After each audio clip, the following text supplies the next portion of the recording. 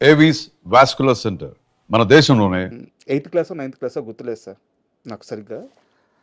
Paper చదవడం వచ్చు, కవితలు రాయడం వచ్చు. అవి కవితలని నేను అనుకునే వయసు. కానీ అలా రాసే వాళ్ళని రైటర్ అంటారని, రైటర్ అంత సెన్సిటివ్గా ఉంటాడని ఆలోచించి ఏం తెలియవు. భయంకర ఇంట్రోవర్ట్ నేను. నాలాంటి ఒక క్యారెక్టర్ని నేను తొలిసారి సినిమాల్లో చూసుకుంది సత్యం మూవీలో, సుమంత్ గారిలో చూసుకున్నాను. ఓకే, నేను రైటర్ అయిపోవాలి. ఆ రోజు పడింది బీజం. ఆ సినిమాలో పాటలు కానీ, చిక్రి గారి విశ్వరూపం అది. మాటలు కానీ, ఆ తనికెళ్ళ వర్ణ గారి దగ్గర కూర్చొని చెప్పే మాటలు కానీ, చెల్లెలతో ఉండే మాటలు కానీ, నాన్నతో ఉండే మాటలు కానీ. సో ఆ సినిమాకి మీరు ఫస్ట్ డైలాగ్స్ రాశారు. ఏ రోజన్నా మీరు కనిపిస్తే నేను మీకు థ్యాంక్స్ చెప్దామని చెప్పి అనుకున్నాను. ఎందుకంటే ఒక వ్యక్తిని ప్రభావితం చేసిన సినిమా, ఒక వ్యక్తిని ప్రభావితం చేసిన పని, ఆర్ట్. నేను ఒక్కరినే అవ్వచ్చు, నాలాగా ఇంకెవరైనా ఉండుండొచ్చు, బట్ నా జీవితానికి ఉపయోగపడే సినిమా అది. Thank you sir, thank you. ఆ సత్యం ఎక్స్పీరియన్స్ ఏమైనా చెప్పండి సార్. డైరెక్షన్ కోసం కథ రాసాం, శ్రీచందన అని. అది రోజు వెళ్ళి సుప్రియ గారికి చెప్పాలి. సుప్రియ గారు వాళ్ళ అన్నయ్య సుమంత్తో సినిమా తీస్తుంది అని ఆశ. అప్పుడు సుప్రియ ఏంటంటే ఆహా అనే ఒక సినిమాతో ఎగ్జిక్యూటివ్ ప్రొడ్యూసర్గా వచ్చి అన్నపూర్ణ స్టూడియోస్, చిన్న అమ్మాయి, నాకంటే 25 ఏళ్ళ అమ్మాయి ఏమో నేను అప్పుడు వెళ్ళేటప్పటికి. మరి ఇప్పటికీ అలాగే ఉంది అమ్మాయి, అప్పుడు చాలా ఎక్స్పీరియన్స్డ్గా ఉంది. ఇప్పుడు ఆశ్చర్యపోతున్నా నేను. ఆ 25 ఏళ్ల వయసులోనే చాలా మెచ్యూర్డ్గా ఆలోచించేది, చాలా చాలా ప్రొడక్టివ్గా ఆలోచించేది. అమ్మాయి కథ చెప్పాం. కథ చెప్తే బాగుంది బాగుంది బాగుంది బాగుంది సుమంత్కి చెప్పించారు ఒకరోజు. 3 నెలల తర్వాత సుమంత్ విని బాగుంది బాగుంది నాగార్జున గారికి చెప్పాలన్నారు. నాగార్జున గారికి ఓ రోజు చెప్పడానికి వెళ్ళామండి అన్నపూర్ణ స్టూడియోస్లో. వెళ్తే ఆయన ఏదో వేరే దీనికి వచ్చాడు, మన్మధుడు సెట్టింగ్ వచ్చాడు. కథ అంతా చెప్పాక ఇది కాలేజ్ కదా, ఇడికి ఎలా సరిపోతుంది అన్నాడు. సుమంత్ ఉన్నాడు పక్కన. సుమంత్ కూడా అప్పుడు 2 ఫ్లాప్లే, పెళ్లి సంబంధం అని, యువకుడు అని, ఎవరైనా ఫ్లాప్ ఉండే. తను అన్నపూర్ణ స్టూడియోస్లో సినిమా చేద్దాం. అసలు నాకు జుమ్మంది. మా సంవత్సరం తిరిగాము అన్నపూర్ణ స్టూడియోస్లో, సినిమా కథ వద్దన్నాడు. బట్ ఆయన కరెక్టే కదా, కదా వీడికి సూట్ అవుతుంది, కాలేజ్ స్టూడెంట్ ఎంత ఉన్నాడు పొడుగ్గా, వీడి కాలేజ్ స్టూడెంట్ ఏంటి అన్నాడు. సుమంత్ మొహంలో నేను అప్పుడు మార్పు చూసి ఇప్పటికీ నాకు గుర్తుంది. సుమంత్ ఫేస్లో డిసప్పాయింట్మెంట్, మామకు నచ్చలేదు, చిన్నమామకు నచ్చలేదు. బయట సుప్రియ ఉంది. సుప్రియ కోసం బయటకు వచ్చాం. వస్తే అమ్మాయికి ఏమైంది అన్నది అన్నాడు నాగార్జున. అమ్మాయి తీసుకోవాలి, she's very practical woman, very very down to earth girl. Annapurna studios అధినేత నాగేశ్వరరావు గారు మనవరాలు అమ్మాయి. నేను ఓకే చేసిన కథ మామ ఎలా కాదంటాడు అనొచ్చు కదా, ఏమనలేదు. ఓకే మామ, వెరీ డీసెంట్ ఉమెన్. నాగార్జున గారు బయటకు వెళ్తుండే, వెనకాలే నేను శ్రీహరి నడుచుకుంటూ వెళ్తున్నాం. బయట గుమ్మం దగ్గర ఒకటి నుంచుని ఉన్నట్టు ఇట్లా చేతులు కట్టుకుని నుంచుని ఉంటే, ఏంటి సురేష్ ఏంటి అన్నాడు. నేను అదే సార్ కథ సుజిత బ్రదర్, ఆయన ఆజాద్ సినిమా జరుగుతుంది.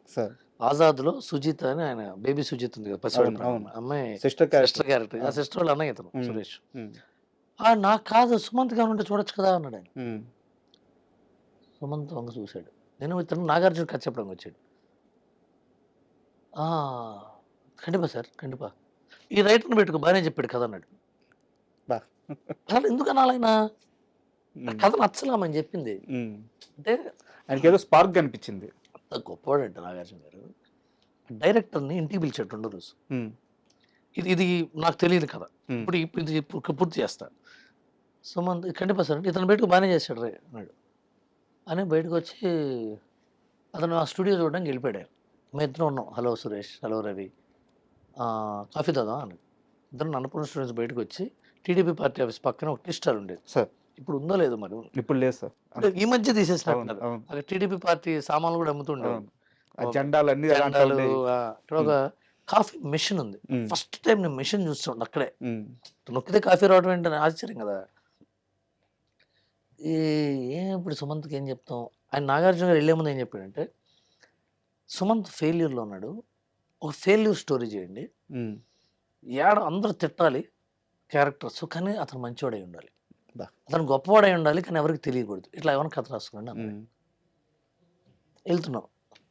వెళ్తుంటే నేను అన్నాను, నాకు ఒక ఐడియా ఉంది. విశ్వనాథ్ గారి సినిమా ఈటీవీలో వేశారు. ఆ సినిమా ఈటీవీలో మధ్యాహ్నం సినిమా, సాయంత్రం సినిమా వేసేవాడు. ఈటీవీలో సినిమా ఉంది, దాని పేరు చెల్లెల కాపురం, విశ్వనాథ్ గారిది. ఆ కథ ఏంటంటే, ఒక పోయెట్ ఉంటాడు, వాడు ఇంకో పోయెట్ దగ్గర జూనియరు. ఆ చెల్లెలు పెళ్లి కోసం అతని దగ్గర పనిచేస్తుంటాడు. కానీ అక్కడ రీజన్ అతను నల్లగా ఉంటాడని ఇన్ఫీరియారిటీ కాంప్లెక్స్.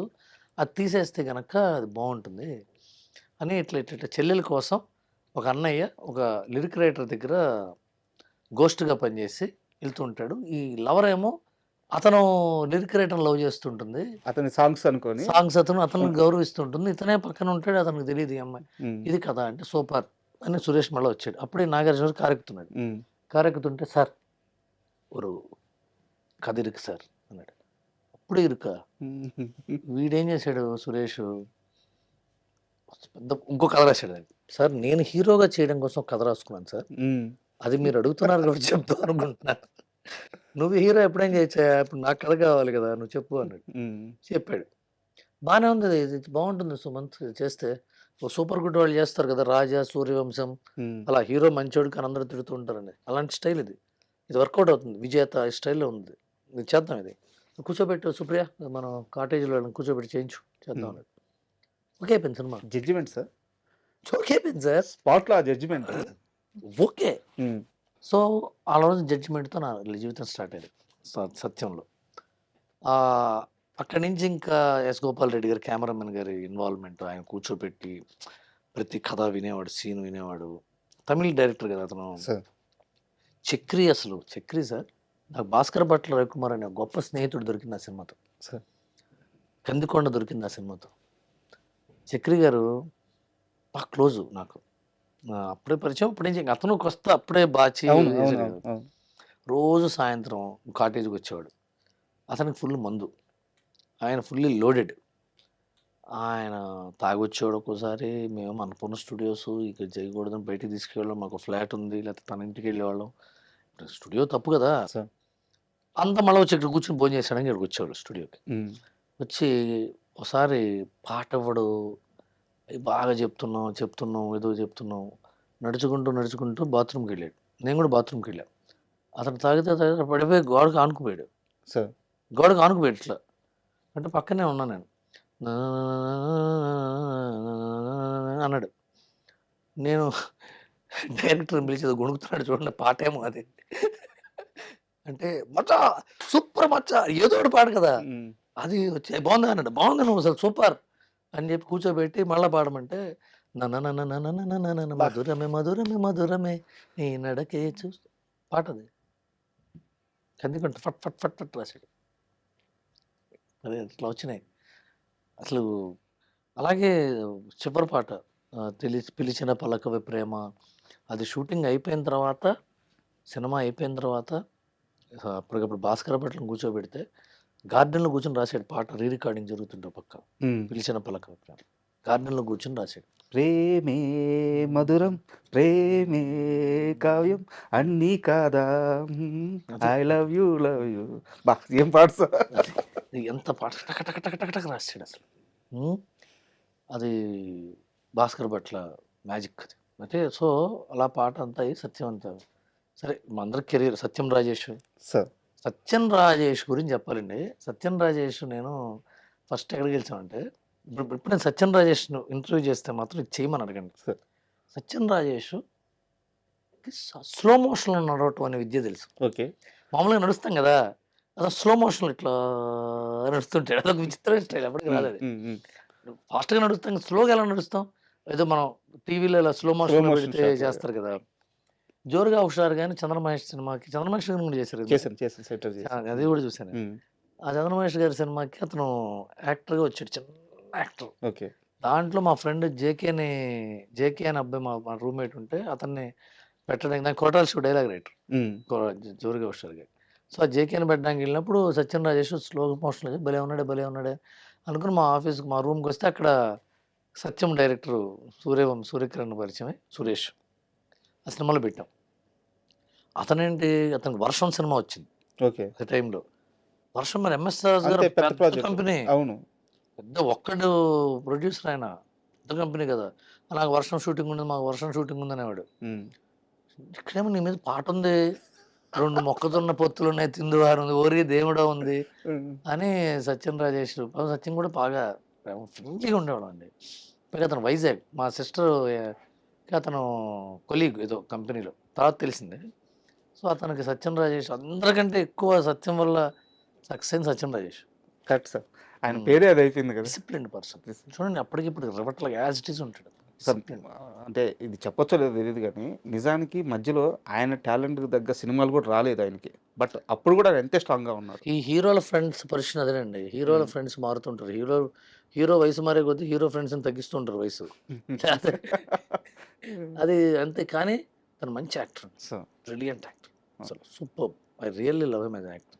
ప్రవీణ్ ఒకడు సూపర్. తనకి ప్రవీణ్ అనేవాడికి అంత నాలెడ్జ్ ఉండటం, సొసైటీ మీద కౌంటర్స్, ఐడియాస్, పంచెస్.